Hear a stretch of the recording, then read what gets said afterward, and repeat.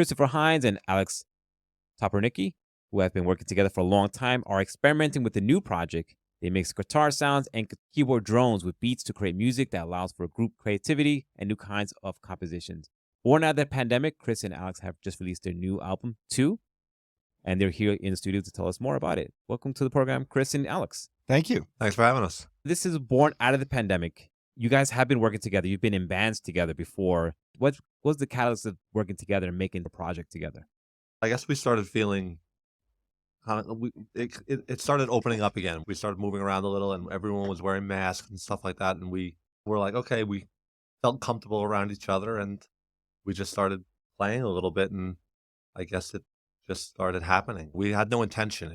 We weren't planning on doing something. We just sat down and started playing. And here we are. Was it a matter of like, we're home doing nothing and we should do something together?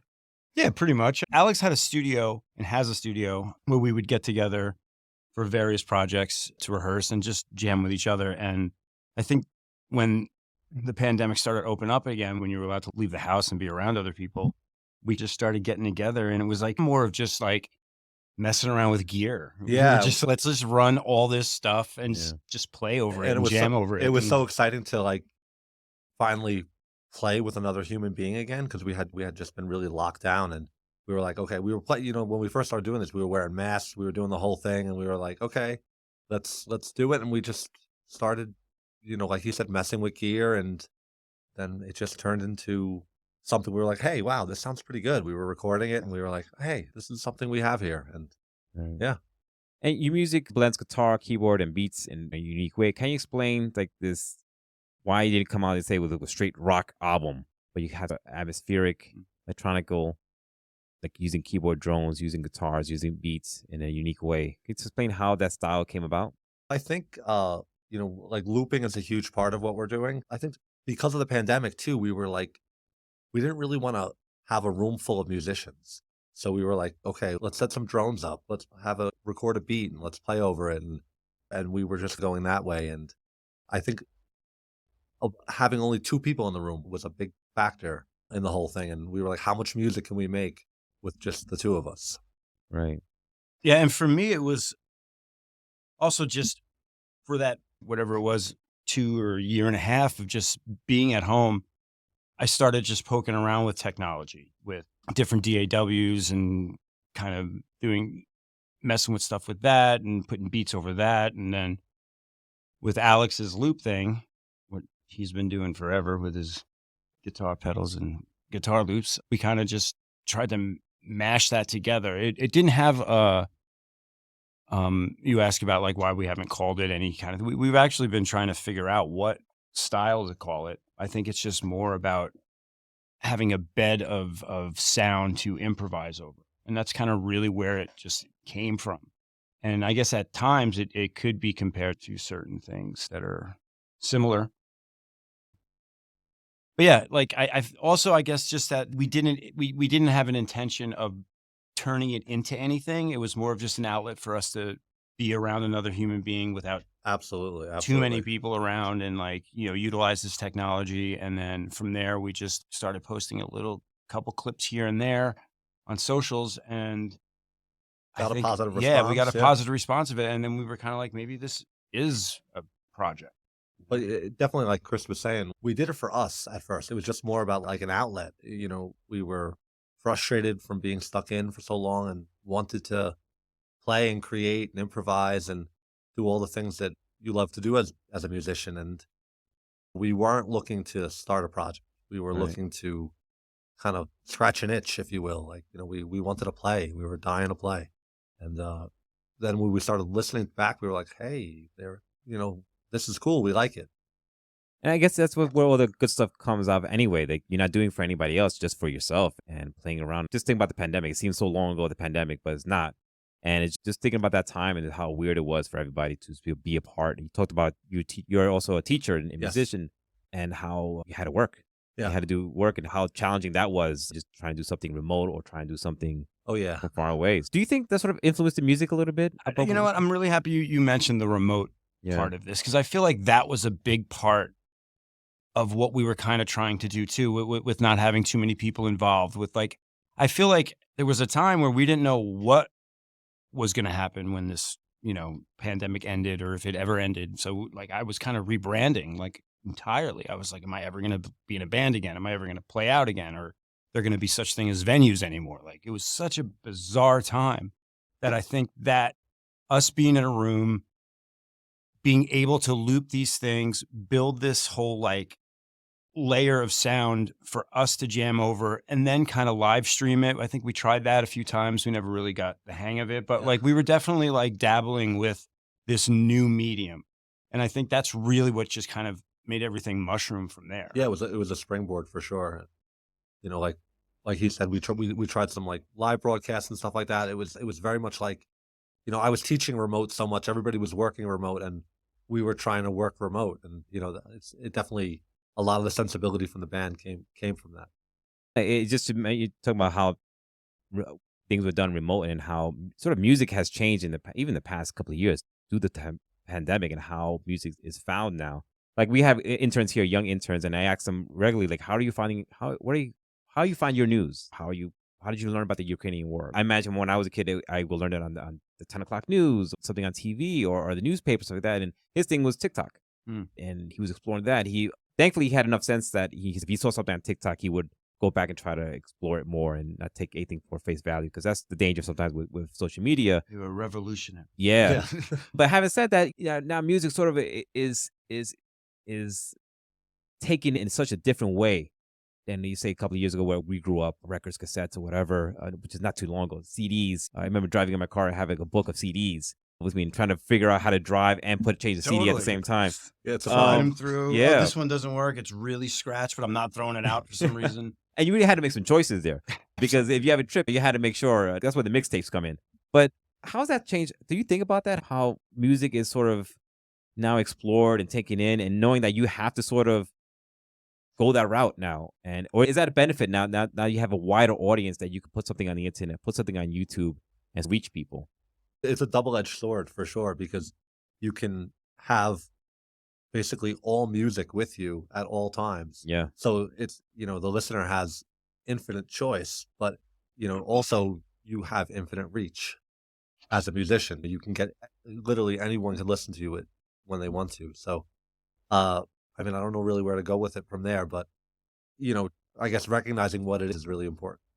Absolutely. I think for the way I see it, the biggest difference really is like looking at a record as one piece of art, where it's about singles, or it's about just one track, or about whatever order you have it in, or about a playlist and stuff like that. It's not about one song, one record rather, that starts here and then ends here. You listen to the whole thing nonstop in the order that the artist had envisioned that it be.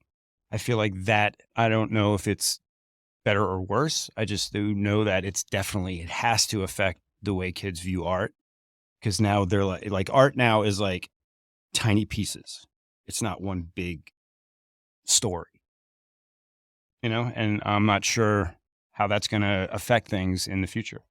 Yeah, absolutely right. I just, soon you said that, I just remember, sitting down on my father's stereo system and taking out a record and looking at the liner notes and putting the record on and hearing it all the way through, and actually sitting down with the music. That doesn't happen now. Right. Even with me not growing up in that era, I listen to my iPhone. I have Apple Music, and like I said, I have every album I can listen to. And I'm experiencing music now myself in different ways. It's on the go. It's never sitting down and listening to music. People do that, and Yeah, 'cause there will be a reaction to it. Once you go one way, there's always going to be the the slingshot back, because I think that vinyl has made a huge comeback. Yeah, And, there's like listening with intention.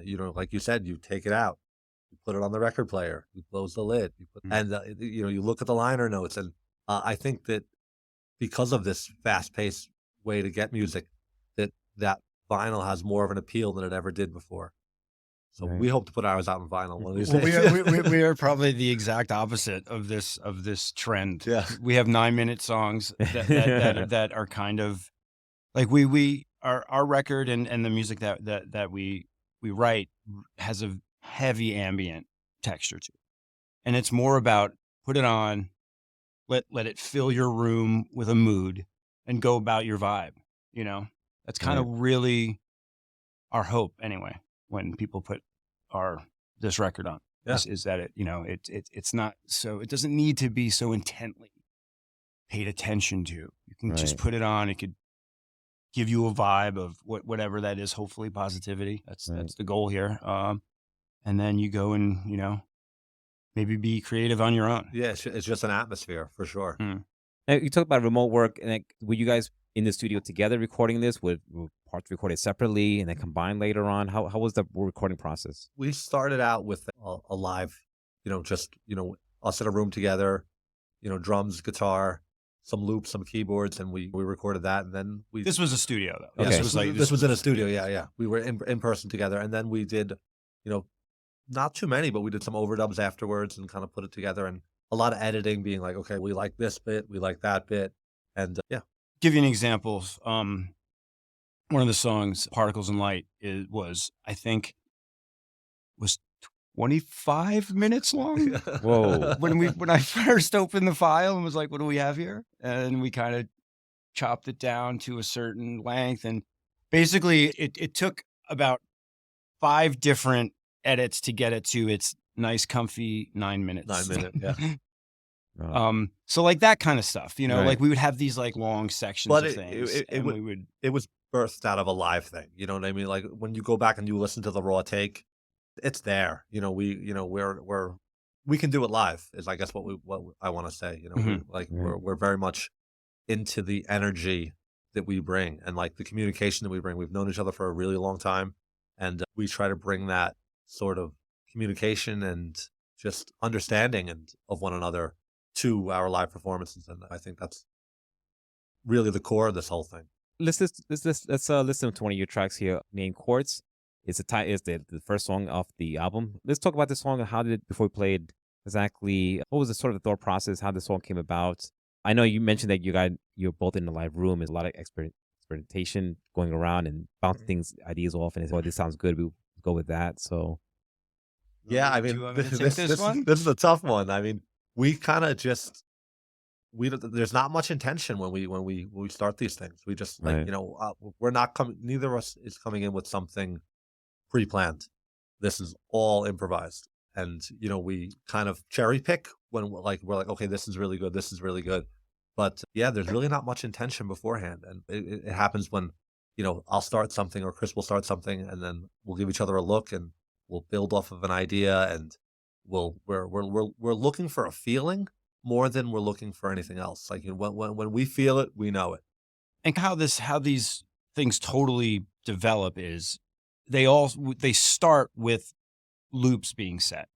Whereas Alex will loop his guitar, and then I'll do some keyboard or synth things that I'm looping as well. Right. And the drums are kind of the last piece of the puzzle that joins the mix. Okay. Like once I have everything going in my loop area, my band. So we're both basically 2 different bands that get together and loop.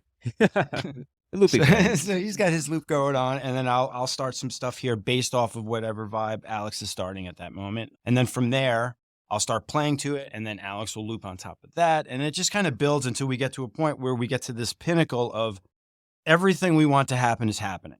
Then we're there. Then that kind of stays a groove. And I think for a while.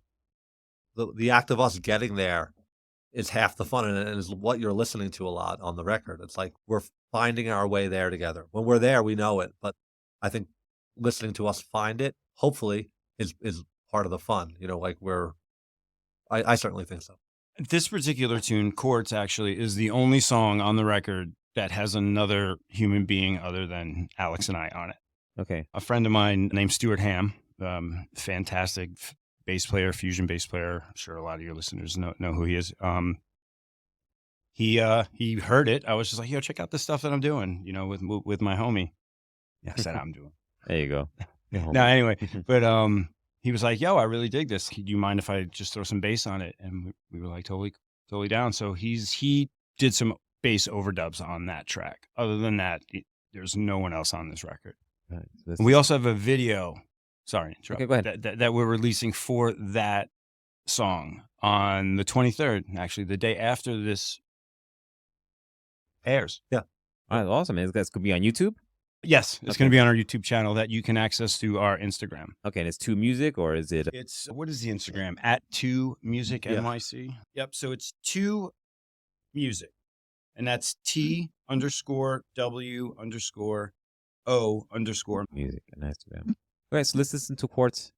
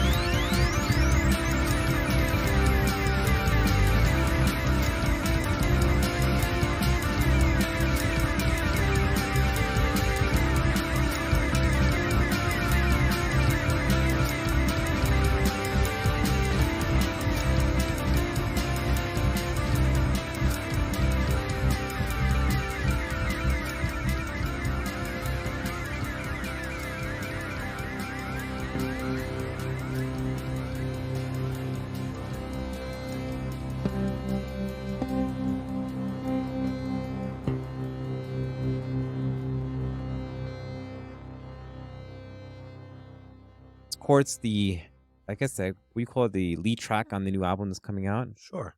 Yeah, Ooh, that works. That works. Yeah.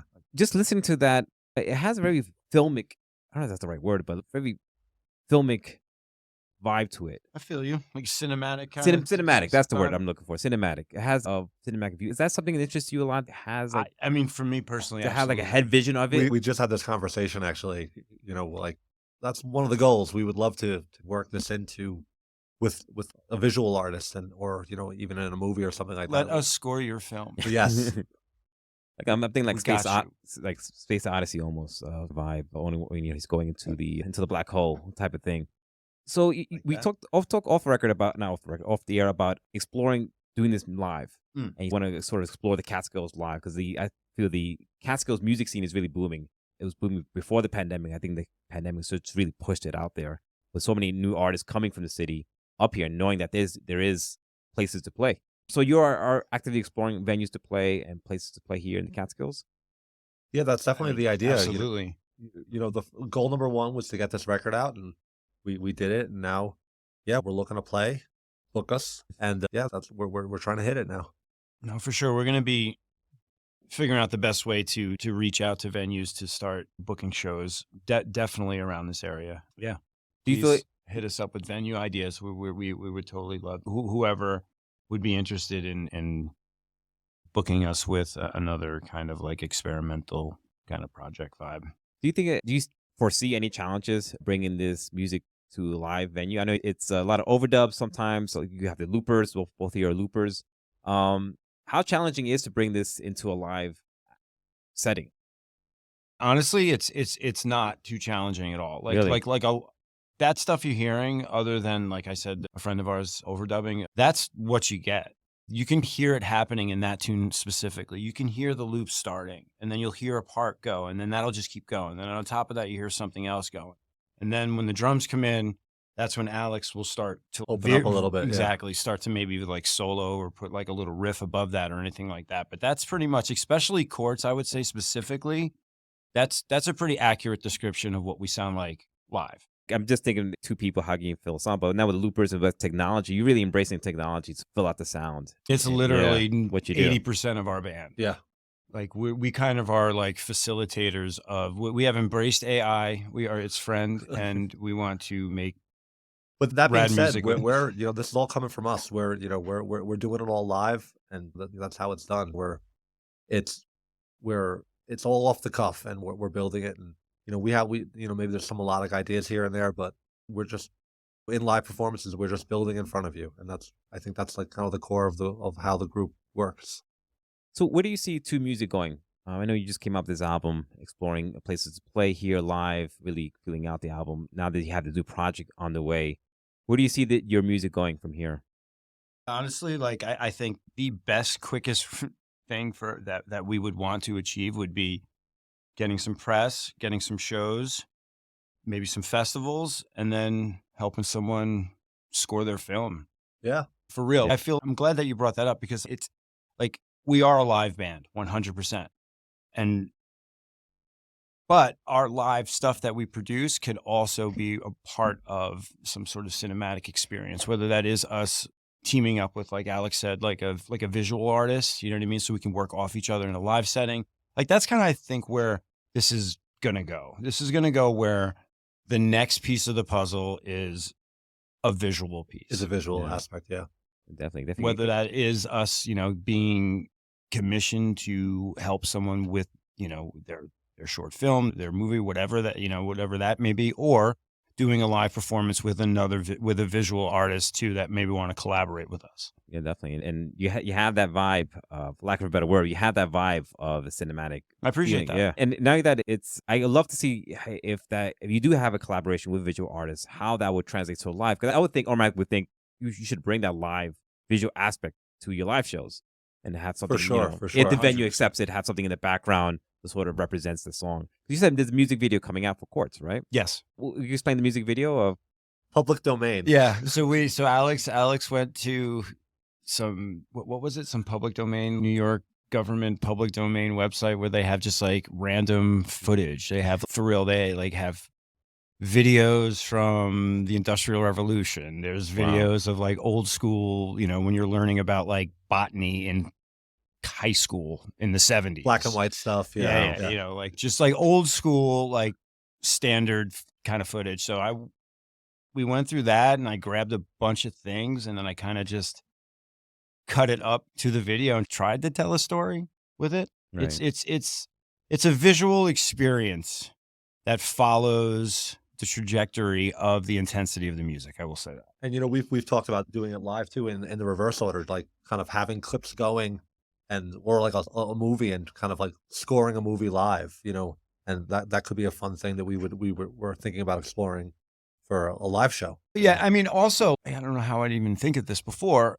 This all kind of ties into your question, and it's another, bullet point of where this project is going. So our goal is, now that this record is done, the whole shows, hopefully books as many shows as we possibly can and all that kind of stuff. But also, we're going to be releasing to each one of these tracks a video. This Quartz happens to be the first one of every song on that record. We're going to have a video on our YouTube page too that coincides with that, coming out with, some kind of interval between months or whatever. We haven't really discussed that, or how often we want to put these things out, but there's going to be that aspect to it too, as well. We're like some visual. Yeah, that's the missing piece of the puzzle for sure. I think on YouTube, our music just goes so well with it. I don't know. It's just another layer, and I think that when it's paired right, I think it's really going to hit even harder. Yeah, I think I think we're really interested in multimedia art. Really is what it comes down to. And like the next step of this process would be visual, some visualization added to it. And that's going to be through our videos with the songs, but even that's kind of just like a snapshot. When we do this stuff live, we want whatever kind of visual artists that we team up with to be just as on the improvisation tip as us, like this is going to be like a symbiotic thing that happens in our live shows. Yeah, the music is, I think, ripe for collaboration, especially with visual artists. I would love to see how that comes together. Awesome. Especially if you find the right visual artist to represent your music and have their own say also. We are open. I mean, honestly, like, please hit us up, go through our, hit us up on DMs. Like, if you're an artist and you want to perform with us, you want us to perform with you, you want to collaborate us, that's all we want. Please have your listeners know that is a total vibe that we will highly welcome. So let's listen to another track here. You have Particles in Light. Yep. So let's talk about this one, how this song came about. Obviously, it's a similar question to the other ones as far as we know how this song came about. You guys were working together, but anything particular about this song that stands out to you? Vibe-wise, this is one of the more, I guess, ambient tracks that's happening, which, is a big part of our sound. And it's just a little more chill, if you will. Right.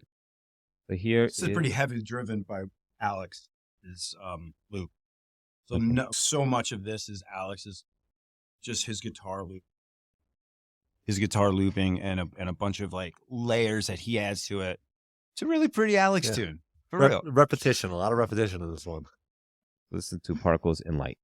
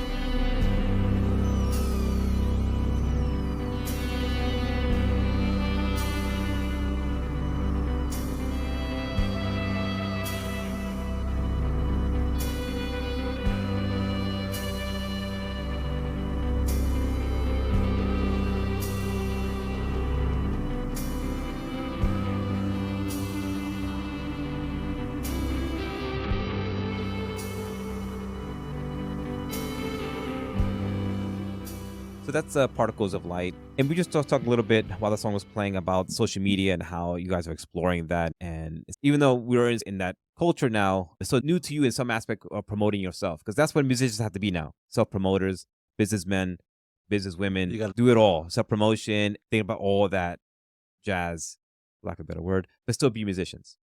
Do you feel like a little pull deep down, like, I wish I could just lock myself in a room and just concentrate on the music and just do my own thing and not worry about anything else? But you can't, because also no one else will hear your music if you don't do that. That's not what the job is anymore. Yeah. I'm not too against. I just feel like I'm having trouble personally keeping up. Like, I feel like every time I learn something, it's already old. Like I'm Instagram now is kind of where I'm at, and I feel like when I was doing this years and years ago, it was like Facebook, and now it's like Instagram. But Instagram isn't even like it's now TikTok and all that stuff. And the thing is, I don't think we would work on a TikTok platform. But then again, that could just be me speaking because I don't know what I'm talking about as far as like this technology and how this stuff works. I just don't think, we are the exact opposite of that. We are a 9-minute song. Yeah. We're not. As far as I think it's probably our weakest link, at least mine at the moment, of trying to figure out how to navigate this. I don't think it gets in the way of the creativity of it. It does amp me up, actually. Like, I get excited about it. When I'm like, oh, cool, I'm going to do a cool video and post it and whatever, you know what I mean? Like, I like being creative like that, but I feel like I'm not, like, I don't know totally if I'm doing it right or if it's like getting to the right, to the right audiences and stuff like that. I feel like Just like learning an instrument, you just get better the more you do it. And we're sitting here trying. Same thing. Yeah, absolutely. I would like to get to the point where, someone else would do that for us, but I don't think. I don't know if we're there We're yet. pretty DIY.